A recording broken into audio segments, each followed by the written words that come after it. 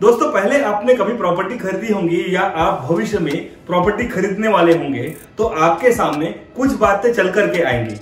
जैसे आपने प्रॉपर्टी का सौदा तय किया एक विक्रेता के साथ में, और सौदा तय करने के बाद में जब बात आगे बढ़ती है तो आती है रजिस्ट्री की बात। लेकिन जब आप रजिस्ट्री कराने जाएंगे तो वहां पर कुछ चीजें निकल के आती है। एक तो होता है सर्कल रेट में रजिस्ट्री कराना है क्या आपको, या तो एक आता है मार्केट वैल्यू पे। ये सर्कल रेट और मार्केट रेट में क्या फर्क है, इसको जानने के लिए इस वीडियो को आप शुरू से लेकर के आखिरी तक देखिएगा। अगर आप भविष्य में प्रॉपर्टी खरीदना चाहते हैं तो ये आपको जानना बेहद जरूरी है।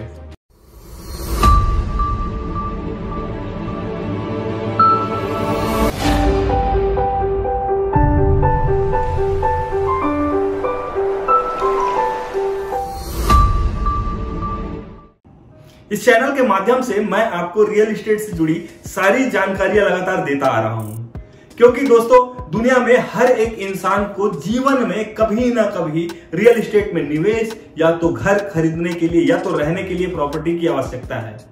और यहां पर इस चैनल के माध्यम से मैं आपको छोटी छोटी जानकारियां भी दे रहा हूं कि कभी आप प्रॉपर्टी खरीदने निकले मार्केट में तो आप किसी भी प्रकार के परेशानी में ना फंसे और आप अपने निवेश को या अपने खरीदी को बहुत आसानी से कर सके। दोस्तों आज मैं इस वीडियो में बात कर रहा हूं सर्कल रेट और मार्केट रेट के बारे में। सर्कल रेट क्या होता है और क्यों जरूरी होता है, और मार्केट रेट क्या होता है और क्यों जरूरी होता है। एक क्रेता प्रॉपर्टी खरीदने के लिए जाता है मार्केट में और एक विक्रेता से मिलता है। अगर वो प्रॉपर्टी पसंद आ गया, अगर आप क्रेता है और मैं विक्रेता हूं, अगर आपको प्रॉपर्टी मेरी पसंद आ गई तो आप अपने हिसाब से एक रेट मांगेंगे और मैं अपने हिसाब से एक रेट दूंगा, और दोनों की जो म्यूचुअल अंडरस्टैंडिंग से जो रेट तय होता है उसको मार्केट रेट कहते हैं। दोस्तों मार्केट रेट जो होता है वो एक मार्केट के हिसाब से तय होता है, समय के हिसाब से तय होता है और समय के हिसाब से ऊपर और नीचे होता रहता है। मान लीजिए कभी मंदी की स्थिति आ गई है तो मार्केट रेट कम है, और कभी ऐसी स्थितियां हैं कि डिमांड बहुत ज्यादा है और सप्लाई कम है तो मार्केट में रेट हाई होता है। ये रेट फ्लक्चुएट होता है, इसका कोई एक बेस रेट नहीं होता है। लेकिन अगर मैं बात करूं सर्कल रेट की, तो सर्कल रेट जो होता है वो मतलब जो शासन है, शासन के द्वारा उनके जो तय किए हुए डिपार्टमेंट्स हैं और जो सोसाइटीज है, जो हाउसिंग बोर्ड सोसाइटी वगैरह या जो डिपार्टमेंट होते हैं वो तय करती है। ये साल में एक बार या 2 साल में एक बार ये रेट ऊपर आता है, बढ़ता है ये रेट। इस रेट का मेन मकसद है आपसे स्टाम्प ड्यूटी का कर लेना, इसका टैक्स लेना। दोस्तों सर्कल रेट को गाइडलाइन भी बोलते हैं, और इसको जो है आपका किसी भी शहर में एक जगह जगह के हिसाब से वो रेट फिक्स रेट होता है, चाहे आपका सौदा सेलर से या बायर से जिस भी रेट पे होता हो, लेकिन जो रेट तय है वहां का आपको उसी के हिसाब से रजिस्ट्री के ऑफिस में, रजिस्ट्रार के ऑफिस में आपको उसी के हिसाब से जो 5%, 6%, 4% सभी अलग अलग स्टेट में, अलग अलग शहर में जो स्टाम्प ड्यूटी का वैल्यू जो बना हुआ है, जो टैक्सेस बने हुए हैं वो पे करना होता है। दोस्तों अगर किसी क्षेत्र का मार्केट रेट ज्यादा है और सर्कल रेट कम है तो मार्केट रेट को आधार मानकर प्रॉपर्टी पे टैक्स लगता है या स्टाम्प ड्यूटी लगता है। और अगर किसी क्षेत्र का सर्कल रेट ज्यादा है और मार्केट रेट कम है तो भी सर्कल रेट का ही कोई आधार मान करके टैक्स लगता है। कुल मिलाकर के ये समझिए कि गवर्नमेंट को किसी भी तरीके से सर्कल रेट से नीचे टैक्स नहीं लेना है। सर्कल रेट के ऊपर टैक्स आ सकता है, लेकिन सर्कल रेट से नीचे स्टाम्प ड्यूटी का टैक्स जो होता है वो नहीं लगे, उससे नीचे नहीं लेंगे कोई। आइए मैं आपको इसको उदाहरण के तरीके से समझाता हूं। मेरे 2 दोस्त हैं, एक है राजेश और एक है अजय। राजेश को प्रॉपर्टी खरीदना है और अजय को प्रॉपर्टी बेचना है। दोनों को पता चला कि मुझको खरीदना है और मुझको बेचना है, एक साथ मिले और उसकी प्रॉपर्टी राजेश को पसंद आ गई, अजय की प्रॉपर्टी, और अजय ने भी उसको देने के लिए तैयार हो गया। अजय अपना एक रेट रखा, राजेश ने भी अपना एक नेगोशिएशन करके प्राइस रखा, और दोनों का सौदा जो है 1,50,00,000 रुपए में हो गया। अब 1,50,00,000 रुपए में जो आपसी समझौते और आपसी अपने मन के मुताबिक जो हुआ है वो होता है मार्केट रेट।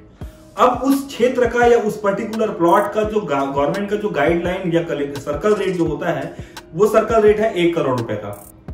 अब दोस्तों यहां पर बात यह आती है कि 1.5 करोड़ रुपए का सौदा है और 1 करोड़ रुपए में सर्कल रेट है।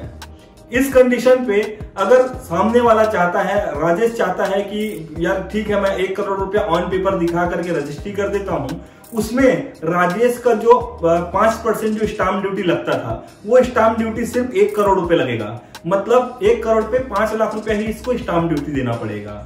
और अजय को भी कोई आपत्ति नहीं है इसमें, अजय भी बोल रहा है ठीक है, अच्छी बात है, कर सकते हैं। तो यहाँ पर जो है राजेश जो है अपने 50 लाख रुपए जो ऊपर का जो पैसा था उसका स्टाम्प ड्यूटी बचा लिया, मतलब 2.5 लाख रुपया करीब बचा लिया, लेकिन वो पैसा उसको नगद में देना होगा। अब अजय को भी इससे बेनिफिट ये होती है कि अजय जो है प्रॉपर्टी बेचा 1.5 करोड़ रुपए में और लेन देन जो दिखा रहा है वो 1 करोड़ में। उसमें फायदा ये है अजय को कि जो अजय को जो प्रॉपर्टी गेन टैक्स, जो कैपिटल गेन टैक्स जो लगना है वो सिर्फ 1 करोड़ पे लगना है। 50 लाख रुपया उसको भी बाहर से कर सकता है, वो जो भी उनको लेन देन जो करना है उस तरीके से। तो यहाँ पर अजय का जो 20% या 30% प्रॉपर्टी कैपिटल गेन टैक्स लग रहा है वो भी बच गया और इनका ये भी बच गया। तो ये आपसी समझौते के द्वारा एक दूसरे के साथ तय करके डील ऐसा कर सकते हैं, तो इससे बेनिफिट दोनों को है। नहीं तो क्या होता कि इनको भी पूरा 7.5 लाख रुपए सर्कल रेट के हिसाब से स्टाम्प ड्यूटी पटाना पड़ता, और इसको भी जो है अजय को भी पूरे 1.5 करोड़ रुपए में प्रॉपर्टी गेन टैक्स लगता। तो सर्कल रेट का मतलब यही होता है कि कम से कम गवर्नमेंट को सर्कल रेट में तो पेमेंट चाहिए, स्टाम्प ड्यूटी चाहिए ही चाहिए। इसी तरह एक और उदाहरण है, और जो 2 दोस्त होते हैं उसमें दोनों ने डील किया। अब वो प्रॉपर्टी का रेट जो है इन्होंने 80 लाख रुपए में खरीदा, लेकिन वहां का सर्कल जो रेट है वो 1 करोड़ रुपया है। मतलब पहले सर्कल रेट कम था, अभी यहाँ पर सर्कल रेट ज्यादा है। तो ये आपसी में 80 लाख रुपए में तो डील कर सकते हैं, लेकिन अब भी जो सर्कल रेट है, जो सर्कल रेट के हिसाब से इनको 1 करोड़ रुपए के हिसाब से ही इनको स्टाम्प ड्यूटी देना पड़ेगा। मतलब आप क्लियर समझ सकते हैं कि सर्कल रेट से नीचे गवर्नमेंट आपको आप टैक्स नहीं दे सकते, सर्कल रेट के नीचे आप स्टाम्प ड्यूटी नहीं दे सकते। मिनिमम सर्कल रेट में आपको स्टाम्प ड्यूटी देना ही देना पड़ेगा।